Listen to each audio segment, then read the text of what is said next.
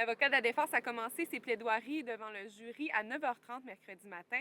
Une quarantaine de personnes se sont présentées au palais de justice pour assister à cette présentation. Une foule qu'on voit rarement dans les salles d'audience ici à Percé. Le plaidoyer de l'avocat Joanne Johnson vise bien entendu à démontrer qu'elle est innocente du meurtre de 1998 de James Dubé. On l'écoute d'abord sur la crédibilité de la preuve principale contre Mme Johnson, soit les aveux qu'elle a faits dans le cadre de l'enquête par infiltration en 2013. Quand quelqu'un avoue comme ça d'un Mr. Big en particulier, on a besoin de confirmer ses aveux avec des éléments qu'elle aurait dit dans le Mr. Big et que seule la personne qui a tué l'assassin connaît.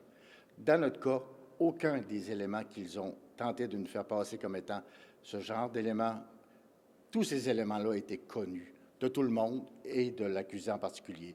Un seul élément était connu uniquement de l'assassin. Et cet élément-là, elle l'a expliqué complètement au contraire de ce qui a dû se passer.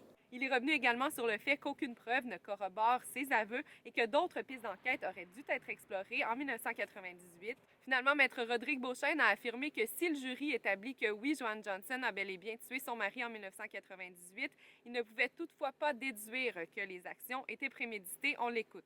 Il faut préciser, la preuve de premier degré, même si on retient ce que la couronne a présenté comme preuve, il n'y en a pas.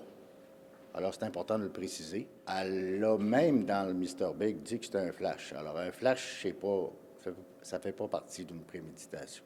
L'avocat de la Couronne présentera ses plaidoiries jeudi. Ce sera ensuite à la juge la semaine prochaine de s'adresser au jury qui sera ensuite enfermé à huis clos pour déterminer si oui ou non Joanne Johnson est coupable du meurtre de James Dubé. Léa Beauchesne, Percé.